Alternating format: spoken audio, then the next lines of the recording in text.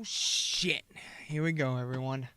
Welcome back to another episode of Lost in the Dark podcast. I am Burton, and you are here with me solo tonight from the crypt in Lansing. Just had a few things. It's been a week. It has been a week indeed. Let's kick this thing off correct with a ceremonial Nightbringer's toke.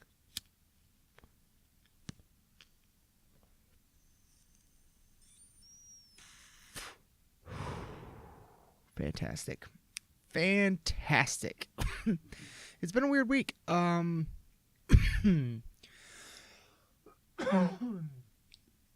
that much going on in the front of metal, but I do have some things to talk about.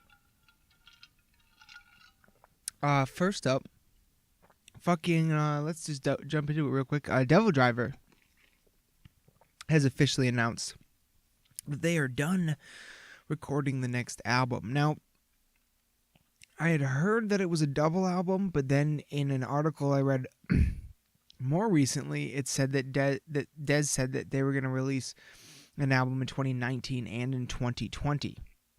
So I'm not sure if it's a double album, or maybe if it is a double album, it'll be a double album this year and in a regular album next year. I don't know, but very excited to hear some new Devil Driver. Full disclosure, I wasn't the biggest fan of the last album. It definitely was not my favorite work they've ever done, but that doesn't mean I'm not excited, because here's the thing: is they had a pretty big lineup shakeup in between the last two albums, and you know, when you have a lineup shakeup, the first one out the gate is might be a little clunky. You know what I mean? You're still trying to learn each other's things, you know what I mean? But then you go on tour with it for a while, then you come back to make another album, and all of a sudden the groove is there. So hopefully that's what goes down. So I'm excited, really excited about that one. I saw that they had finished recording, so hopefully we'll get a single or something like that soon. And then we do have one article I wanted to go over.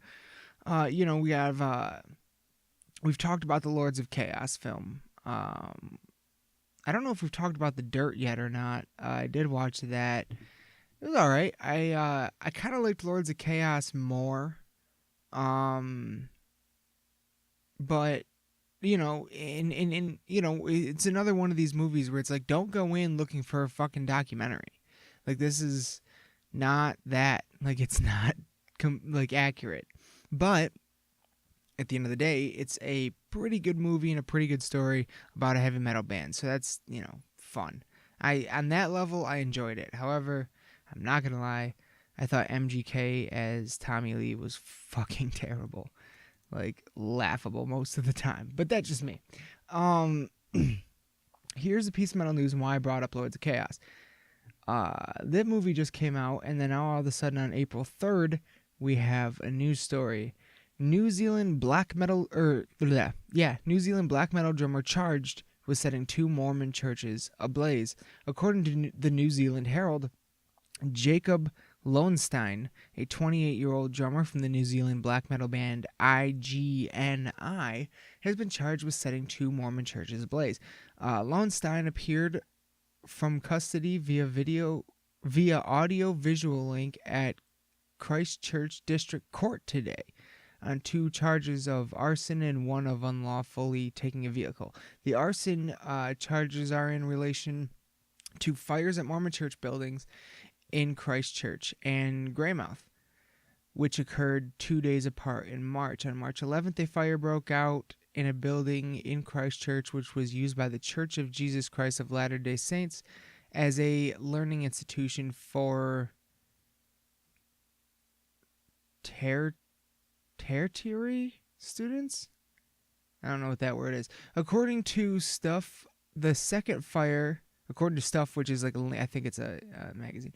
The second fire at Church's Greymouth building, the second fire at Church's Greymouth building on March 13th destroyed the chapel and caused enough damage for the building to need demolition. At the time, Fire and Emergency New Zealand fire investigator Sam Bugler said that the fire destroyed half of the church. Lowenstein and Declan McKines formed IGNI in 2016 at Jazz School in Christchurch. I think Christchurch is a town. The band has released 2 full-length albums, The Pale in 2017 and This Must Be Hell in 2018. Both LPs were recorded at the Jazz School located in Christchurch. So yeah, we've had another heavy metal band burning down churches now. Pretty crazy. Honestly, pretty fucking crazy. Yeah, it blew my mind, like, right after the fucking Lords of Chaos movie comes out. Now this happens. And, yeah, pretty fucking, I don't know. That one's wild to me. Because, it's the kind of thing where it's like, I am not a religious person by any stretch of the imagination. I certainly don't think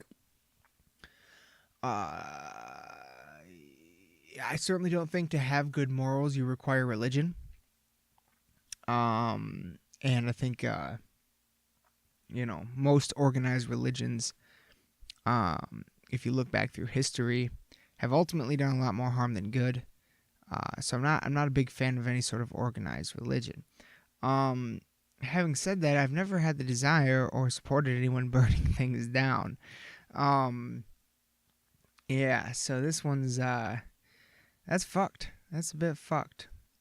I'm glad nobody was hurt in either of the fires, according to that story at least. So that's a positive to take from it, I guess. But still, especially with, like, the ones in Norway that happened in the early 90s, like, yeah, on some level, like,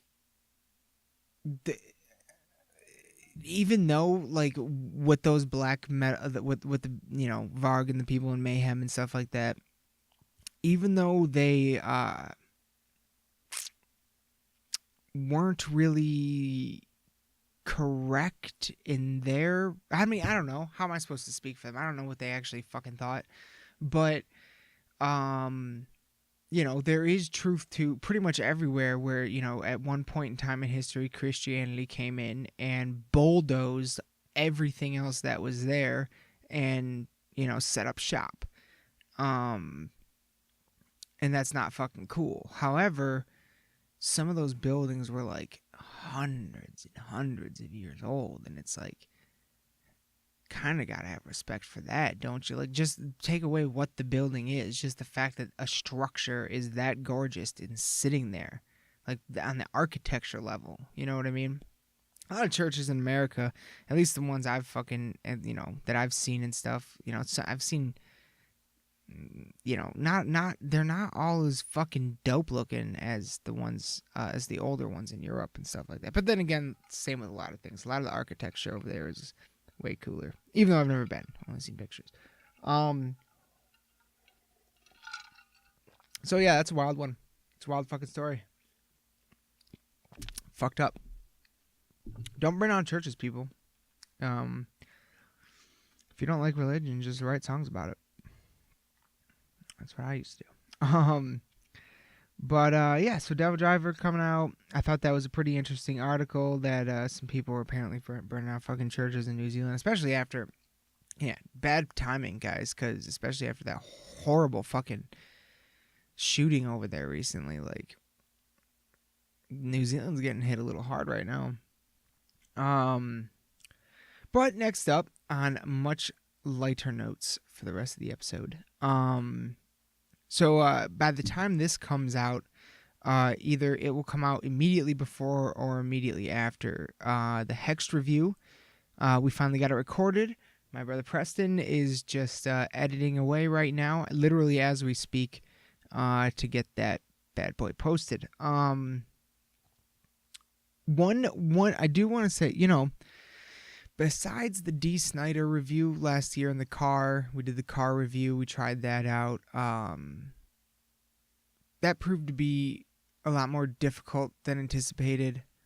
these fucking DSL cameras and shit like that fucking cut off recording every 10, 20 minutes or whatever, which is just annoying as fuck. Yeah, so we had some problems with that, but we did end up posting that one, and I like that one. This is the first one we've done, like, besides that, I think, that's not in an episode. It's like a standalone video review. So it's a little clunky, but, I just, with all the podcasts in it, I just want to post everything. You know what I mean? Like, mistakes and all. Because that's, ultimately how you get better. You know what I'm saying? You gotta fucking, it's practice makes perfect. You know what I mean? The more you do it, the better you're gonna get. So, keep pushing, keep trying, and gradually grow and get better. But, the fucking, the Hex review, there was one thing that I forgot to mention that I really did specifically want to put some light on, so I figured I'd bring it up here really quick. Now I talked about, in the review, I talked about the song Hexed, the title track, and how I thought people were gonna fucking chant Hexed along with the song in the crowd. I think it's gonna be a big crowd song and shit like that.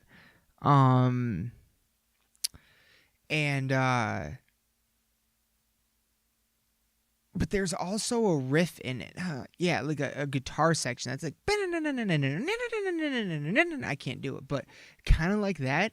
And honestly, the thing I wanted to mention is, like, it almost has like a fucking classical vibe to it. Like, this could almost put it on piano, and it could almost be like a Beethoven or a Bach or something crazy like that. Like, it's fucking really, really awesome. I really like that part a lot, and it's an example, just another example of how close classical music and heavy metal music actually are when you strip them down and look at the bones. In a lot of ways, heavy metal draws a lot of what it does from classical music. Many other influences too. It's certainly not the sole influence, but that it is a big one. So that's so yeah, I did want to mention that a bit. And just that, I just wanted to bring light on the fact that I identified that part in one of the songs, and I thought it was really interesting and really cool. I like it a lot. What do we got now? Bruce Dickinson.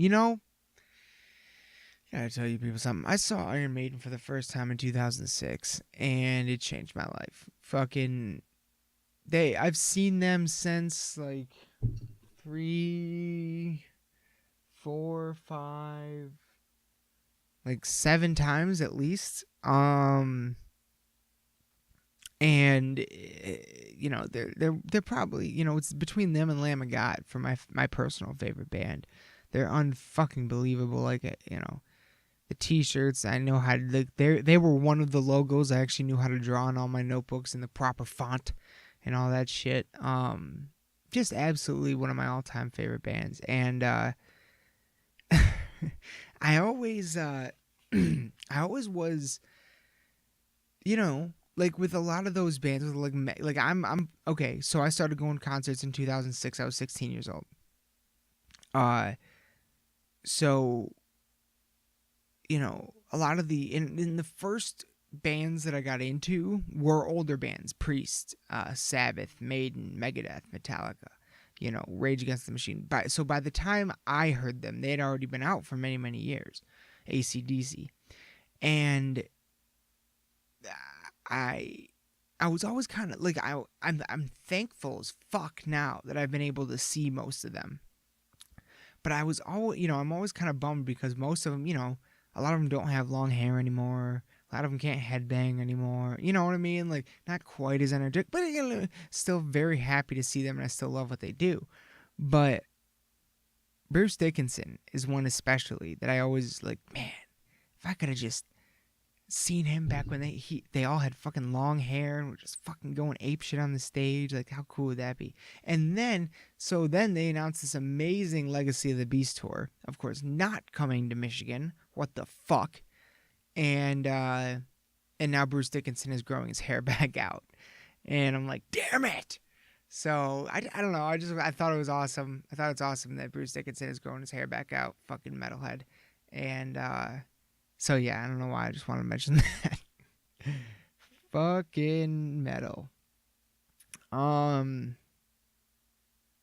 Okay. Let's see. Where do I want to go now? Okay. Next stop is Trailer Park Boys. I'm gonna give a brief review of the new season. I don't know to call it season 13 or season 1 of the animated series because it springboards directly off from season 12, so it's a continuation of the same story. So it appears to be a season 13 then, right? But yet that's not what they're calling it or anything. And I really, really wish that they would clarify that. Like, let us fans know what the fuck is going on, because right now nobody knows and everybody's just confused. Full disclosure, when they announced that this season would be animated, I was not happy. Part of what I love about that show is the actual physical look of it. I love the camera work and the fact that there's a lot of shooting outside. Just the overall look of Sunnyvale and everywhere that they go. The feel of it, even though it's probably much higher production now than it was to begin with. When it began, it was very fucking like low budget indie looking, and it still preserves some of those vibes. Even in the later seasons when it got bought by Netflix and everything, and they had a bunch of money. Okay, so there's that, and then there's also the fact that John Dunsworth, the actor that played Mr. Leahy, in every season of the show, passed away last year, and that's really sad, unbelievably sad, because he was an amazing critical part of that show, and he was a great guy. I actually saw just him with Randy live in Lansing once. They came here to Lansing.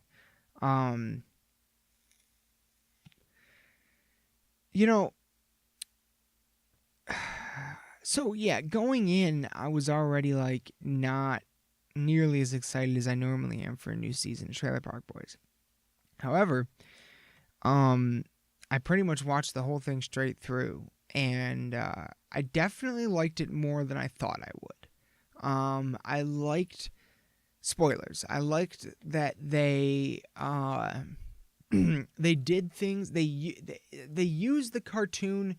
It didn't really seem like they did it totally as a gimmick.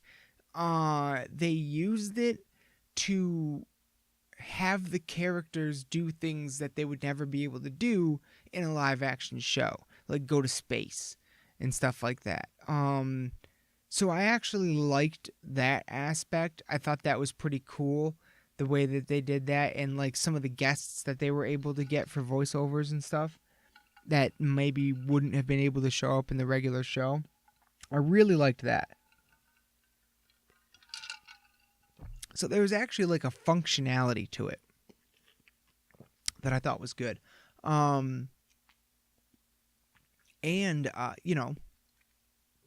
They did do a really good job with kind of keeping the feel of it.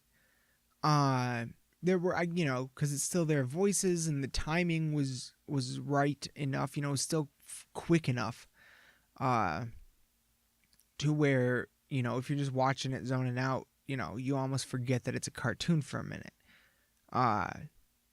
So they definitely did a better job with it than I was anticipating. It was definitely worth watching. If you're a fan of the Trailer Park Boys, it's still good. Now, here's the other thing though. They definitely didn't. John Dunsworth, the actor that played Mr. Leahy, definitely didn't record anything for this. Yet he's in it. they used old sound bites of his voice and put it in. And I really don't know how I feel about that.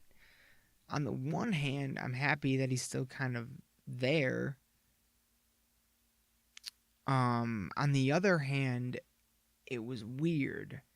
And there were like, here's the thing is like there were, if you listen carefully, like you can just blatantly tell that they took it's like they didn't do, it's whoever was taking care of like the sound editing didn't do a good enough job at like isolating Leahy's voice in certain sound voiceover parts. So like sometimes his voice sounds like normal Leahy, sometimes like when he talks there's background noise with it. It's like, where did that come from? You know what I mean? Like, I don't know, like it was just kind of odd and obviously like artificially dubbed. You know what I mean? I wish that had felt smoother, and it didn't. And so like every time he was there, I was almost like looking for that. You know what I mean? It kind of took me out of it a little bit. Now, one thing I was really hoping is that by the end of this season they would be back to normal, and that was not the case. If this is a one-off, if this is like an intermittent thing, and then they come back like next year or maybe even the year after, and just have Randy be the trailer park supervisor and all that stuff, then I'm good with it. Actually, you know what I mean? I have no problem with them exploring and trying out different things, but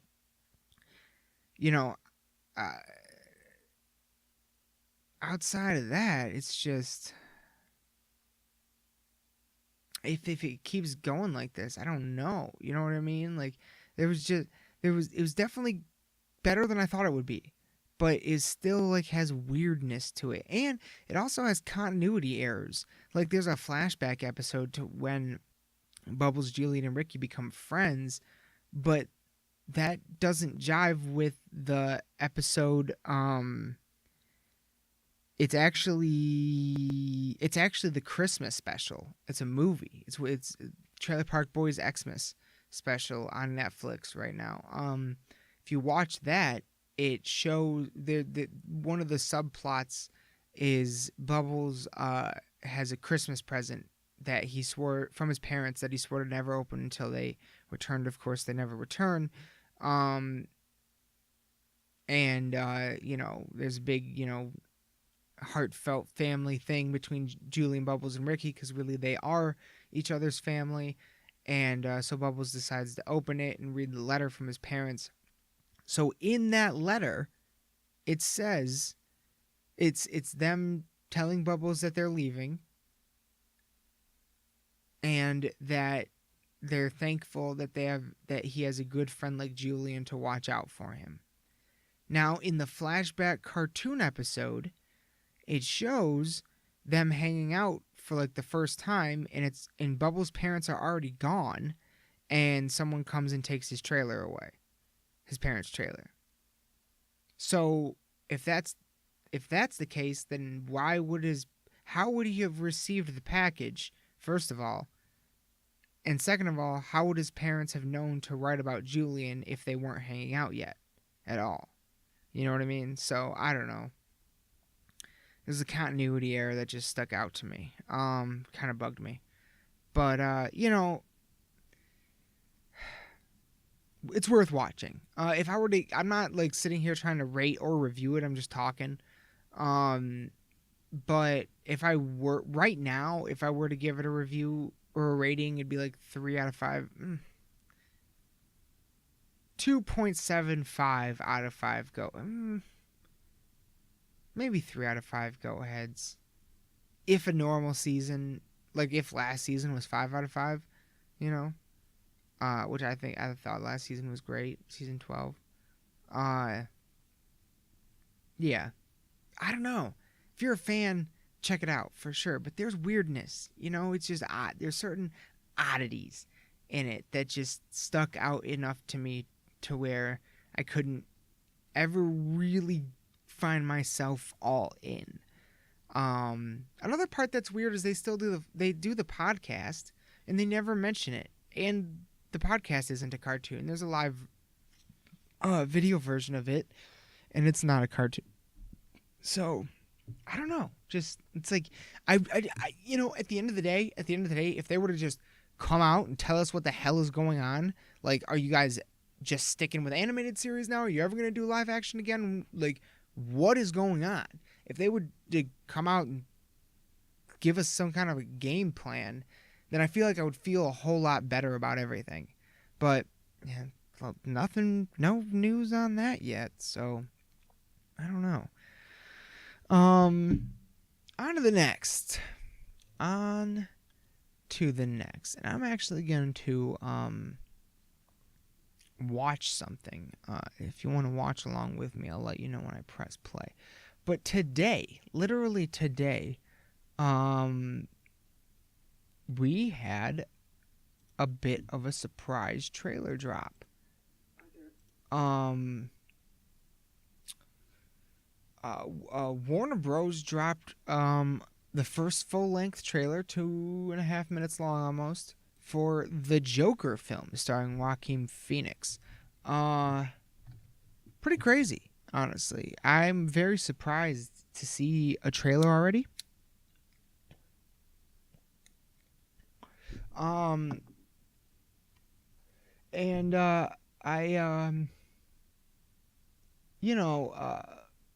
wow. So Bradley Cooper and Martin Scorsese are producers of this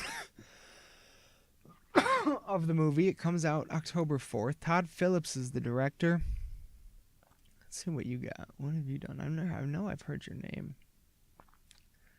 Road Trip. Oh my God, he did Old School, Road Trip, Starsky and Hutch. Those are 3 of my favorites. Hangover, Due Date, Hangover Part 2, Project X, Hangover 3, War Dogs, A Star Is Born. A Star Is Born. Holy shit. And, he wasn't the director. He was a producer of The Star Is Born. Wait. He was everything on Old School. He was a producer of Starsky and Hutch. And he was everything but a producer on Road Trip. And by everything but a producer, the things they have here are director, producer, writer, and actor. He's done more than that. He did... Holy shit, he did Borat. Damn. All the King's Men, School for Scoundrels. Yeah, he's done a bunch of stuff. A lot of good stuff.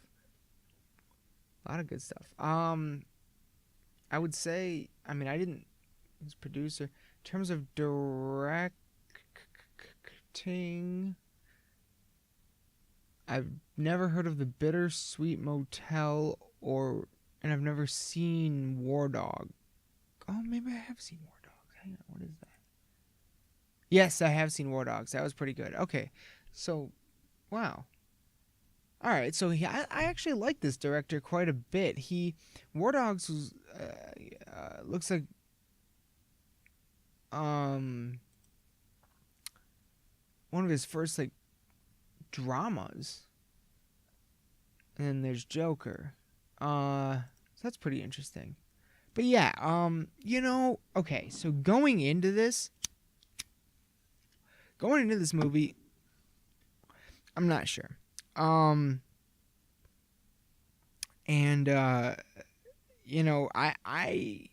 have similar thoughts. Now, okay, I'm a gigantic fan of Kevin Smith. Any regular listener of this podcast knows that. And some of the podcasts that I listen to, Jay and Silent Bob Get Old, Smodcast, and formerly Fat Man on Batman, what is now called Fat Man Beyond, with Mark Bernardin. Mark Bernardin, who is by far, even though I don't always totally agree with him, I usually do, full disclosure, he is by far my favorite person to hear talk about movies and stories, and his ability to, if I haven't found words to how I'm feeling yet about something, he has. Like, for example, the Captain Marvel movie. um, like, uh, one of the things that the Marvel movies do so fucking well is pacing. Like the pacing of the movie, the flow of the movie, the way it moves and the way it feels throughout. They are so good at that. They're so good at balancing story arcs and characters. That was one of the biggest worries I had going into the first Avengers movie. Is how are you going to give us, how are any of these characters going to have enough screen time? It's going to just be too much. No, they balanced that shit perfectly, and they've been doing it ever since. I really liked Captain Marvel. I really enjoyed it, but the whole movie I felt like the pacing was off.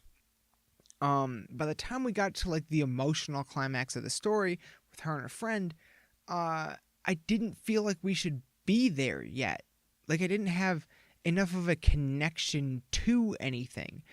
And I was like trying to figure out why and stuff like that. And then I listened to fucking Mark Bernardin's review, and he goes, "Oh, I thought it was weird that Captain Marvel didn't.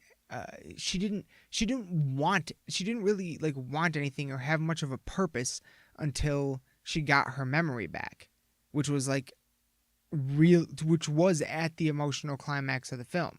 So until that point, you never really get fully connected with her because she doesn't even know who she is. So she doesn't know what she wants or what she's doing. You know what I mean? So, and I was like, son of a bitch, that explains it. Like that's exactly the way I was feeling about it, and I didn't realize it, or I did, and I just didn't know how to like why. You know what I mean? But so I fucking love Mark Bernardin in just the way he's able to put things. You know what I mean? And the way he's like he has such an eye for storytelling and understands structure in writing in a way that I do not, and it's fantastic. Anyone who's never heard those podcasts, my God, go back to the first one and just listen all the way through. You will not regret it if you are a fucking fan of this shit like I am. Anyway. The reason why I bring all that up is because I wholeheartedly feel the same way Mark Bernardin does, and I've always felt this way, and this is what I've been able to articulate. But he did it very well on a lot of episodes, talking about this Joker film. Now, one of my favorite, and I've talked about this before too. The Marvel movies are great, the DC movies are great, None of them, not a single one of them, has ever been able to be better than The Dark Knight. None of them. It is in my opinion, the greatest superhero film ever fucking made. And that is wholeheartedly due to the wonderful writing and directing and everything, but also mainly Heath Ledger's Joker. Spellbinding. Fucking one of the greatest on-screen performances in history, in my opinion. And I have studied that movie so many times to be able to see every detail. And one of my favorite things that they did with that character in that movie is have him tell multiple origin stories. So we really don't know anything. Nothing was found in his pockets but knives and lint. We have nothing came back on fingerprints. We have no ID. And he never gives us anything else. Like he is a force of nature. You know what I mean? He isn't a person with a backstory. He is a monster. He is the antithesis of Batman. Batman has a backstory. Everyone knows it. The Joker does not. And that mystique, and even in the comics, he's never had a straight backstory. There have been multiples there as well. No one's ever, there's been some close ones. I think think the one most people identify with, I think there's a backstory in The Killing Joke. Um, there's a couple big ones that people like identify with. I think there might have been, no, there wasn't. But there isn't like one accepted one. You know what I mean? Like there's no official Joker backstory like there is a Batman backstory or a Superman backstory. Origin story. So that's part of who or what he is. That's part of what makes him a great villain. That's part of the mystique. Like he's got to have that air of non-human because there's no relatability. You know what I mean? He is that creature almost. Like to me, that's one of the things that has always made the Joker one of the greatest villains of all time. So the idea of giving him his own movie and giving him an entire backstory is not one that I was immediately on board with. Like at first I was like, ooh, Joker movie. Of course I'll go see it. I mean, regardless of anything, I'm going to go fucking see it. But when I found out it was an origin story, I was like, wait, I almost don't want to know his origin. Like, I don't want there to be a Joker origin. Unless on some, actually one cool thing. You know what? What if his mom in this movie, like, finds him? That would actually be interesting. So we still never have DNA. He's just raised by this woman who found him. That would be fucking cool. I hope they do that. But, the idea of giving him an origin story is not something I was excited about. And then Joaquin Phoenix, I've never been a giant fan. He's not who I would have picked. But Martin Scorsese is producing. So, I don't know. I half watched the trailer earlier. I was kind of running around doing a few things. Excuse me. Sorry. So let's let's give this trailer a spin real quick. I don't know if you'll be able to hear it, but I'll tell you when I press play. You can watch along with me if you want, and I'm gonna talk. So we're starting off with a shot of a city. Looks like Joaquin Phoenix is talking to some kind of therapist. Walking.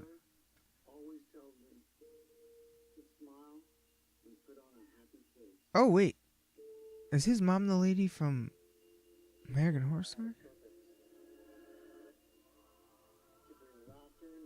So he's dressed as a clown doing a sign spinner. He gets beat up and whack. Yep. So he gets.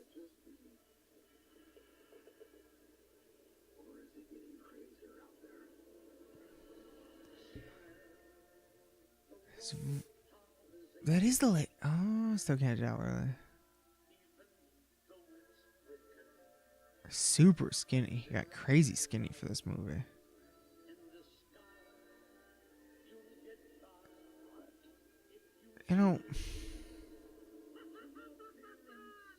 Ooh. I don't know if I liked that. That was kind of weird.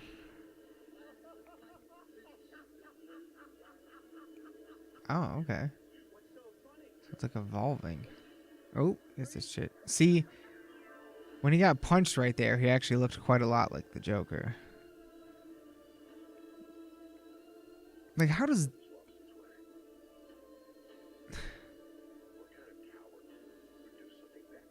does this guy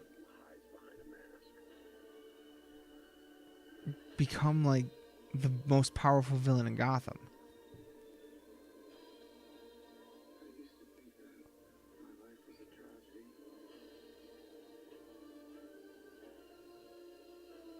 De Niro's in this?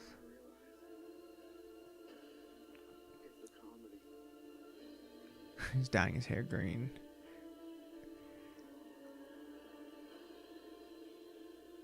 You know, I don't... Seeing it actually in motion, I don't hate the makeup as much.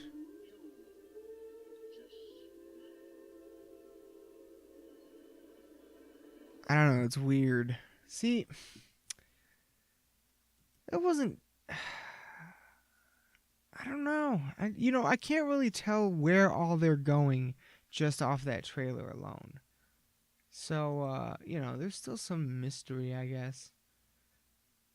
But like the way he kind of like walks and stuff like that, I don't know. I'm excited to hear like the actual laugh and voice and everything, but I'm interested to see how they have like, this guy who's like getting beat up in the beginning of the movie to the most powerful villain Gotham's ever seen.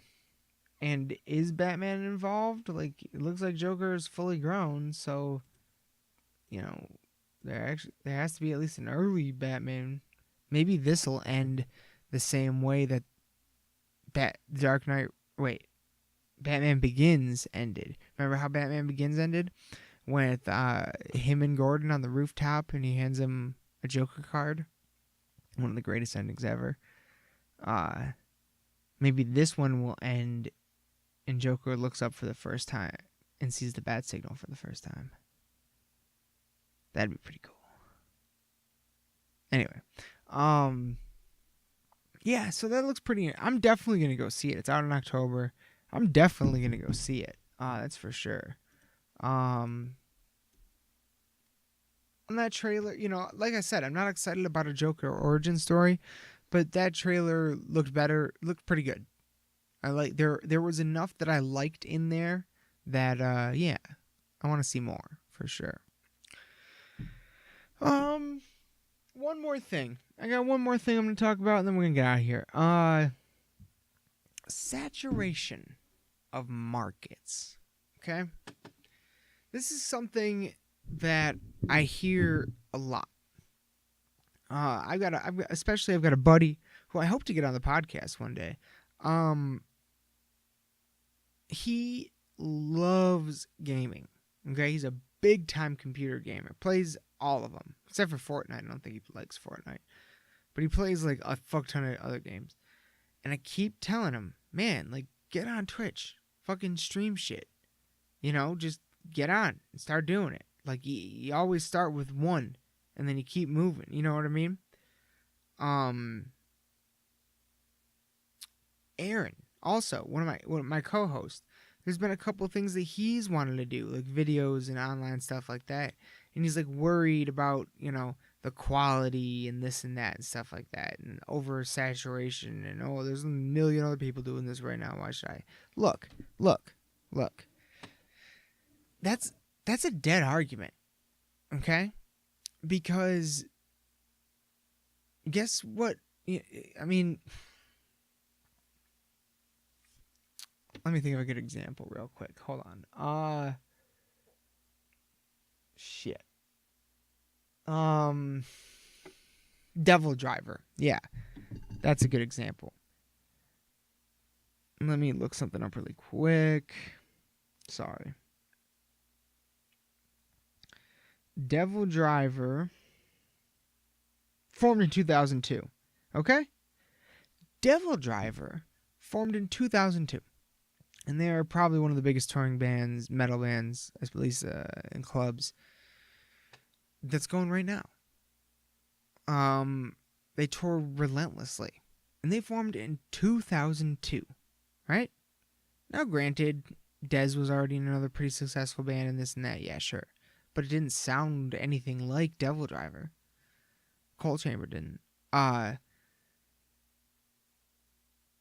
When Devil Driver started, Children of Bodom existed, Lamb of God existed, not to mention Pantera, Rage Against the Machine, AC/DC, Led Zeppelin, Black Sabbath, Iron Maiden, Megadeth, Metallica, Pantera. Every single giant metal band that had ever existed before 2002 already existed. You think that market wasn't saturated? And look at Devil Driver now. Like, you know what I'm saying? Like, look at fucking how many fucking rock and roll bands have there been in history? And Greta Van Fleet is winning a fucking Grammy. They just came out of nowhere. You know what? That's probably a better example, actually. Like, there's the idea of I'm not gonna do it because so many already have.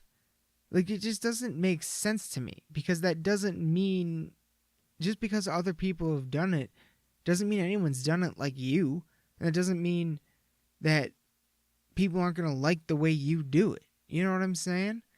And in terms of like quality and stuff, like, look, when we started this podcast, it was nerve-wracking posting those first episodes. Like, nerve-wracking, because I was comparing myself in ability and quality in that moment to Joe Rogan episode 1000.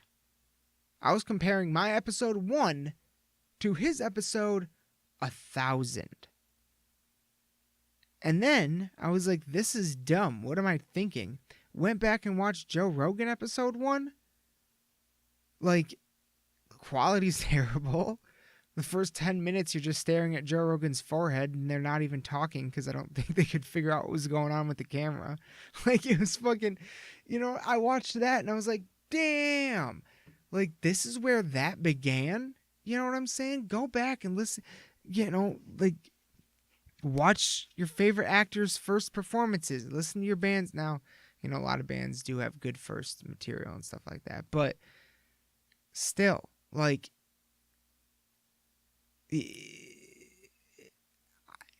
I'm someone, I don't know if everybody's like me or not, but I'm someone who I enjoy evolution.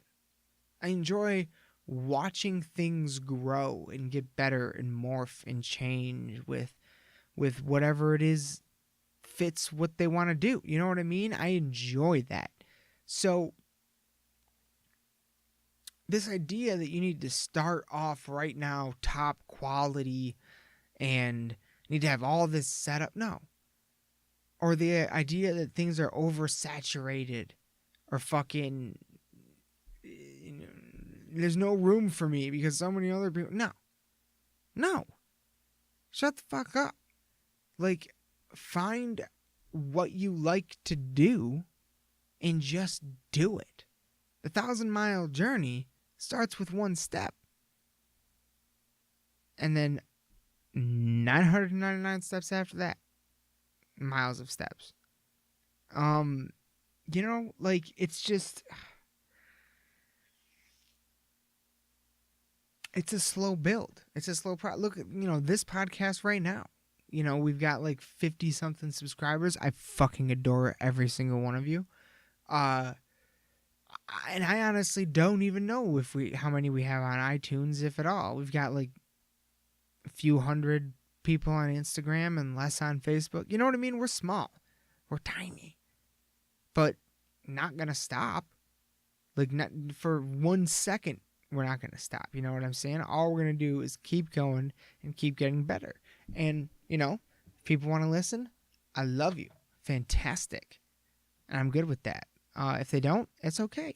Because at the end of the day, part of it is, part of this, in all honesty, is an attempt for me to record conversations with my friends and people that I find interesting and stuff like that. Hopefully when we start doing actual interviews and guests and stuff like that, hopefully soon,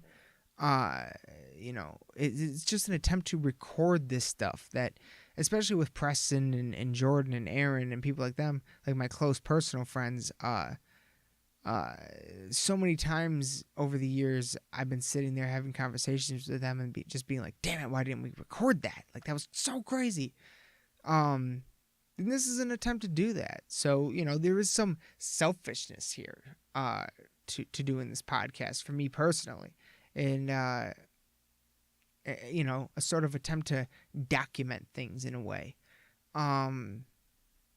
But, it's also, just about growing and getting better at it, and it's something that we really enjoy doing. It's something that we can utilize all of our different talents at, and it's something we can do, like just audio. We can make videos, we can write songs for it, we can we could do a scripted episode if we wanted, and have it be like, like we have some ideas about scripted ones that like aren't like think Orson Welles' War of the Worlds, put it that way. Some shit like that, creative stuff, you know what I mean? Like it's a really good creative outlet for us personally, and something we really enjoy doing. And at the end of the day, that's what matters, just find what you like, and hopefully eventually, if you keep at it and keep getting better, other people will like it too. So yeah, I just want to talk about that for a minute, because I've had a lot of people in the past couple of weeks talk to me about oversaturation of the market. Like it's never oversaturated, or maybe it is, but if you know how the people who they are got to where who they are, they never stopped. That's the thing they have in common: relentlessness. They worked hard at it. They never stopped. They kept going until finally people finally started to notice. Think about a comedian. Like, I listen to a lot of comedians' podcasts.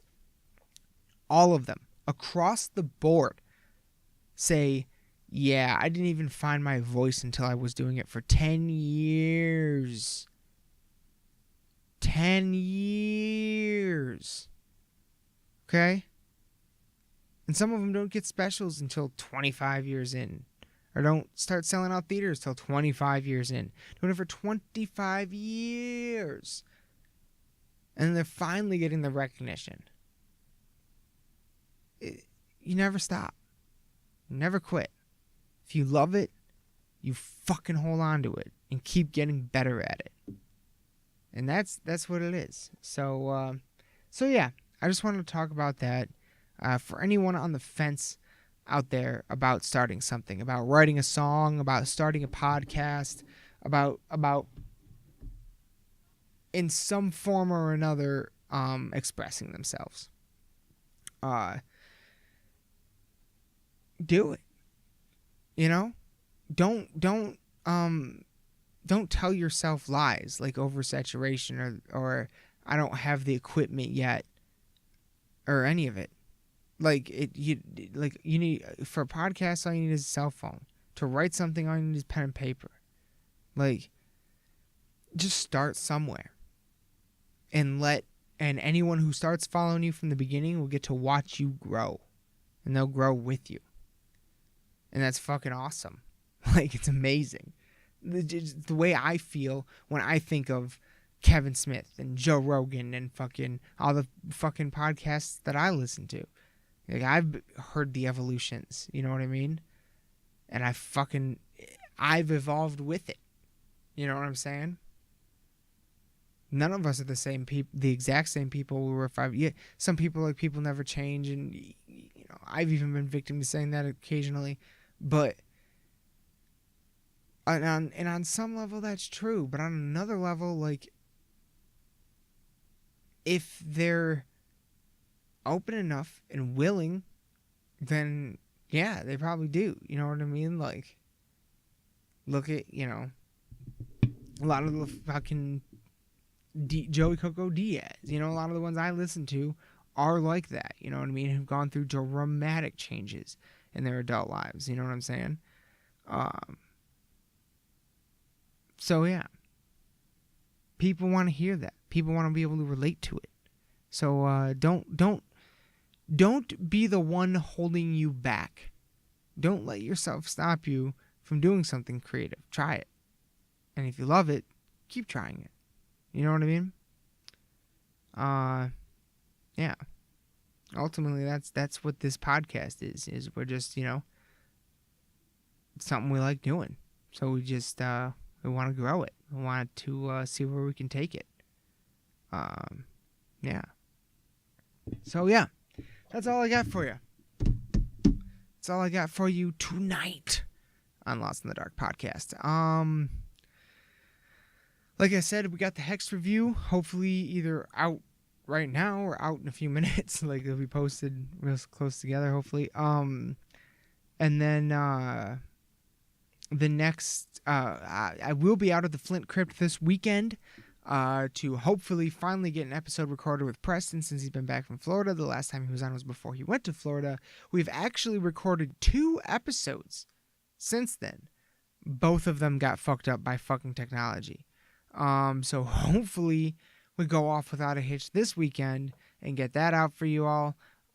Hear from him again finally, and then the next event all 3 hosts will be at next week. We will be at the Hatebreed 25th anniversary tour next Wednesday at Harpo's in Detroit. Unbelievably excited about that one. We got VIP passes and we are fucking pumped for that shit. So, yeah, shout out to Hatebreed, shout out to Jasta, another podcast that I fucking adore. Really looking forward to that. Be sure to check out Aaron's band Bogwraith. They got a new single out called Monstrous. Be sure to go over to YouTube or Spotify and give that a listen or a download on iTunes. Be sure to check out and follow them on social media, as well as the band Recorruptor, who just entered the studio. Be sure to follow them online to track their studio progress, recording the follow-up album to 2017's excellent album Blood Moon. If you haven't heard it, hear it. It's on Spotify. It's amazing. Check them out on both them and Bogwraith out on Bandcamp. And then, of course, from us, be sure to give us a like and a subscribe on YouTube. Same on iTunes and a review. We also are very active on Instagram and Facebook. If you want to reach out to us, if you have anything you want us to review or talk about or anything at all. You maybe just want to talk to us about something, let us know.